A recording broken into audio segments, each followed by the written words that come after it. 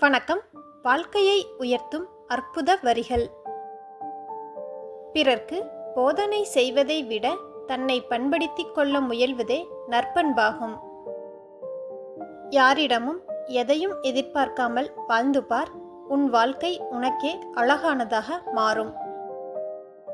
பணம் எங்கெல்லாம் பேசத் தொடங்குகிறதோ அங்கெல்லாம் தர்ம நியாயங்கள் தலையை கவிழ்ந்து மௌனமாகிவிடும். தோல்வி என்பது இன்னும் புத்திசாலித்தனமாக மீண்டும் தொடங்குவதற்கான ஒரு வாய்ப்பு. நீங்கள் நன்றாக இருக்கிறீர்களோ இல்லையோ, மற்றவர்கள் நன்றாக இருக்க வேண்டும் என்று வாழ்த்தி பாருங்கள். நீங்கள் நிச்சயம் நன்றாக இருப்பீர்கள். உனது நேரத்தை வீணாக்கும் 3 விஷயங்கள். 1.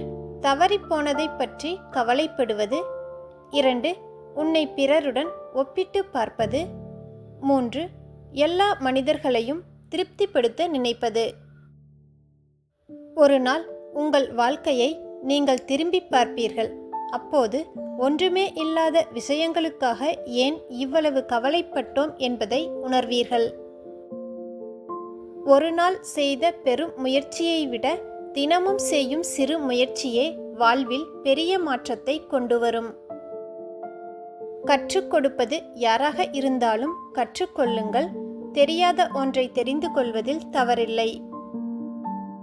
அனைத்தும் கிடைத்துவிட்டால் அலட்சியம் வந்துவிடும்.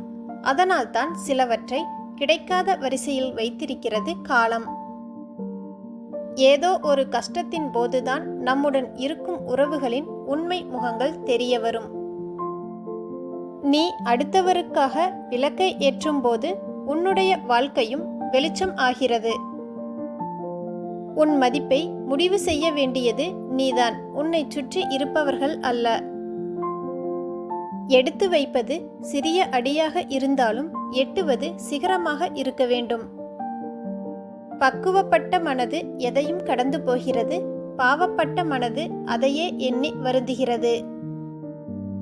வாழ்க்கையில் ஜெயிக்க வேண்டும் என்றால் முதலில் உன்னை இழிவாக நினைப்பவர்களையும் உன்னிடம் என்றும் குறை காண்பவர்களையும் உன் வாழ்க்கையில் இருந்து ஒதுக்கிவிடு. மனிதனாய் இருப்பதை விட மனிதாபிமானத்தோடு இருப்பதுதான் சிறப்பு. பொருந்தாத இடத்தில் உங்களை பொருத்தி பார்க்க ஆசைப்படாதீர்கள். உங்களின் தனித்தன்மை பறிபோகும். நீ எதை விதைக்கிறாயோ அதுவே உனக்கு வளர்ந்து பலன் தருகிறது.